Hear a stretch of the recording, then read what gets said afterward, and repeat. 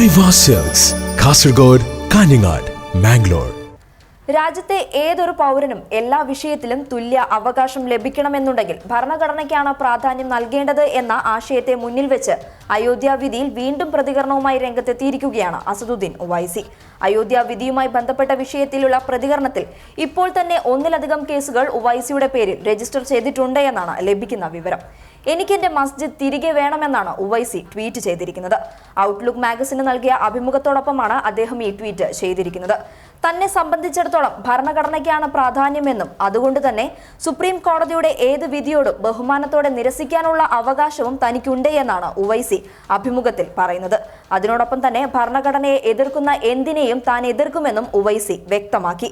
അയോധ്യ വിധിയിൽ കൂടുതൽ മുസ്ലിം സംഘടനകൾ വിധിക്കെതിരെ രംഗത്തെത്താത്തതിനെ ചൂണ്ടിക്കാണിച്ച ചോദ്യകർത്താവിനോട് മോദിയുടെ താളത്തിനൊത്ത് തുള്ളാൻ തന്നെ കിട്ടില്ല എന്നാണ് ഒവൈസി മറുപടി നൽകിയത്. ഭൂരിപക്ഷത്തിന്റെ വീക്ഷണങ്ങളുമായി പൊരുത്തപ്പെടണമെന്ന് എല്ലാവരും തീരുമാനിച്ചതാണ് തനിക്കെതിരെ കേസ് നൽകാൻ ഇടയായത് എന്നും അദ്ദേഹം പറഞ്ഞു. ഇതിനെതിരെ പ്രവർത്തിച്ചാൽ നിങ്ങളെ സാമുദായിക ഭിന്നിപ്പുള്ള ദേശവിരുദ്ധരായി പ്രഖ്യാപിക്കും. ഇന്ത്യയുടെ ഭരണഘടനയ്ക്കും ബഹുസ്വരതയ്ക്കും വിരുദ്ധമായ ഭൂരിപക്ഷ വീക്ഷണങ്ങളെ എതിർക്കുന്നത് തന്റെ രക്തത്തിലുള്ളതിനാൽ തീരുമാനങ്ങളിൽ മാറ്റമില്ല എന്നും അദ്ദേഹം കൂട്ടിച്ചേർത്തു. ഒരു തുണ്ട് ഭൂമിക്ക് വേണ്ടിയായിരുന്നില്ല തങ്ങളുടെ പോരാട്ടം. നിയമപരമായ അവകാശങ്ങൾ ഉറപ്പുവരുത്തുന്നതിന് വേണ്ടിയായിരുന്നു അത്. പള്ളി പണിയുന്നതിനു വേണ്ടി ക്ഷേത്രം തകർത്തിട്ടില്ല എന്നാണ് സുപ്രീം കോടതി തന്നെ വ്യക്തമാക്കിയിട്ടുള്ളത്. അതുകൊണ്ട് തന്നെ എനിക്ക് എന്റെ പള്ളി തിരികെ വേണമെന്നും അഭിമുഖത്തിൽ ഒവൈസി പറയുന്നു. നവംബർ 9 അയോധ്യയിലെ തർക്കഭൂമി ക്ഷേത്രം പണിയാൻ വിട്ടുകൊടുക്കാനും മുസ്ലിങ്ങൾക്ക് പകരം 5 ഏക്കർ ഭൂമി അനുവദിക്കാനും സുപ്രീം കോടതി ഉത്തരവിട്ടത്.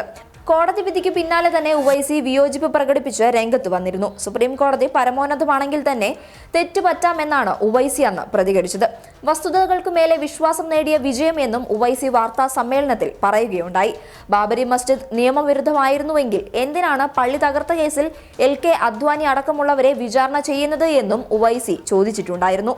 News desk public Kerala.